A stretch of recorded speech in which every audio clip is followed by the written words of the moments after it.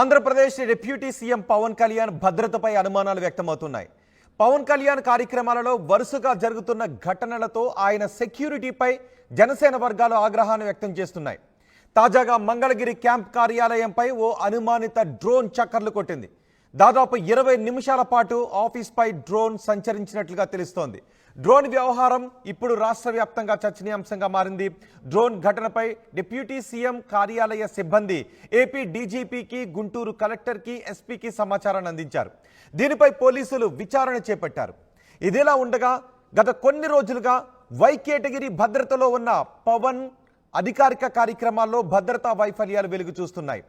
ఆయన ఉత్తరాంధ్ర జిల్లాలో పర్యటిస్తూ ఉండగా ఓ నకిలీ ఐపీఎస్ అధికారి సెక్యూరిటీలో ఉండటం చర్చనీయాంశంగా మారింది. దీంతో ఆ నకిలీ ఐపీఎస్ను పోలీసులు అరెస్ట్ చేశారు. ఇక విజయవాడ బుక్ ఫెస్టివల్ ప్రారంభోత్సవానికి పవన్ కళ్యాణ్ వచ్చినప్పుడు కూడా విద్యుత్ సరఫరాకు అంతరాయం ఏర్పడటంపై తీవ్రమైన చర్చకు దారితీసింది. అయితే గతంలో పవన్ ఆఫీస్కు బెదిరింపు కాల్స్ వచ్చాయి. పవన్ను చంపేస్తామంటూ గుర్తు తెలియని వ్యక్తుల నుంచి కాల్స్ రావడం కలకలం రేపింది. దీనిపై కూడా పెద్ద దుమారమే చెలరేగింది. డిప్యూటీ సీఎం హోదాలో ఉన్న వ్యక్తి భద్రతపై ఇంత నిర్లక్ష్యంగా ఉండడంపై జనసేన వర్గాలు ఆగ్రహాన్ని వ్యక్తం చేస్తున్నాయి.